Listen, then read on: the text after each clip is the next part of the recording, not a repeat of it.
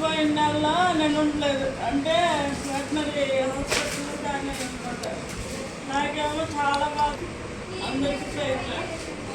నేను అసలు పోయిన నెల సీఎం మీటింగ్కి రాలేదు. అందుకు ముందు నెల మా ఇంటి దగ్గర దగ్గినప్పుడు వచ్చినప్పుడు పోయిన నెల అనిత వాళ్ళ దగ్గర పెట్టినప్పుడు అందరూ చక్కగా సీఎం మీటింగ్లో కూడి చక్కగా అందరూ చక్కగా వింటున్నారు, చక్కగా చెప్తున్నారు. నాకేమో చెప్పడం రావట్లేదు. ఇంకా ఆ నెలలోనే యూత్ రిట్రీట్ కూడా వెళ్ళకపోయాను. మళ్ళీ నేను వెళ్ళే హాస్పిటల్లో కూడా అందరూ అనేది అనమాట. ఒక్క క్రిస్టియన్ అని ఉంటారేమో ఇండిచ్చుకొని ఉన్నాం అనుకున్నాను, కానీ నా వల్ల కాలేదు. మానేసాను. అందరికి కూడా ఇబ్బంది అయిపోయింది. అంటే ఎవరో ఒక బండి వస్తుంటే అతని బండి మీద ఎక్కెళ్ళి మళ్ళీ అతని వరకు నడిచి వచ్చి మళ్ళీ వచ్చేది.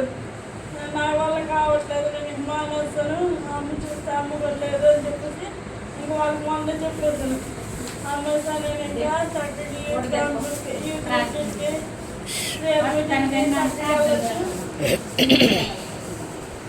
చక్కగా వెళ్ళొచ్చు అనేసి అనుకున్నాను. అనుకుని ఉండేసరికి మొన్న సండే నుండి సండే ఏమో మమతక్క వాళ్ళ ఇంట్లో సేల్ మీటింగ్ అంటారేసరికి అమ్మేసారి కుదిరిందిరా, ఇంటి ఎవరు పిలిచే వాళ్ళు లేదు, ఎవరు చెప్పే వాళ్ళు లేదు, చక్కగా సేల్ మీటింగ్కి వెళ్ళొచ్చు కదా అనుకుని మొన్న ఆదివారం నుండే అమ్మమ్మ గబురు పని చేసి పొద్దున్న మమతక్క వాళ్ళ ఇంటికి వెళ్ళిపో అమ్మ చెప్పింది. గబురు పని చేసేసి వెళ్ళిపో మమతక్క వాళ్ళ ఇంటికి వెళ్ళి ఏదో ఒక సాయం చేయాలి అని చెప్పింది. కానీ నాకేమో నిన్నంతా బాగానే ఉండేది. సడన్గా ఈరోజు అసలు పొద్దున్న రావలేకపోయాను. కాలంతా నొప్పి, వంట కూడా చేయలేకపోయాను. ఇంకా అప్పుడు లేచి ఇంకా టిఫిన్ పట్టుకొని వెళ్ళేసరికి అంతేమో ఉండింది. అంతే కొంచెం అమ్మాయి ఉండవు, నాకు ఓట్లేదు, నేను చేయలేదు అనేసరికి నేను అనుకుని పడుతుంది. కానీ నువ్వే చూసుకోవాలి చల్లని చెప్పి గప్పు అనమంటేది. అనమంటేసరికి నా వెనక వల్ల సాధన ఉన్నట్టుంది. నాకేమో ఇలా అర్థం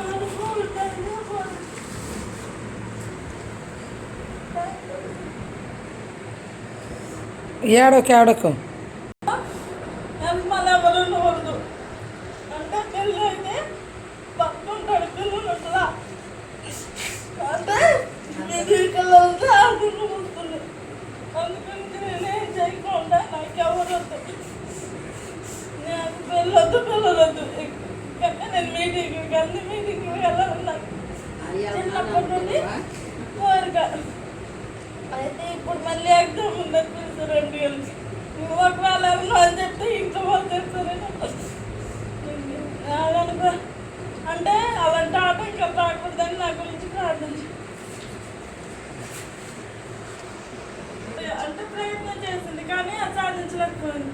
అంటే ప్రయత్నం ఉండాలి, ప్రార్థన ఉండాలి, ప్రవర్తన కూడా ఉండాలి. అంటే ప్రతి ఒక్క మీటింగ్లో ఏదో ఒకటి కొత్తగా అనిపిస్తుంది. నాకేమో ఇది వినాలని ఇంకా కోరిక అంటే కదా, కానీ ఏదో ఒక ఆటంకం తీసివేయాలని నా గురించి ప్రార్థన చేయండి. పాడారు కదండి కదా, అంటే వ్యక్తుల గురించి చెప్పకూడదు. నేర్చుకున్నాను. ఏ పాట? Okay okay,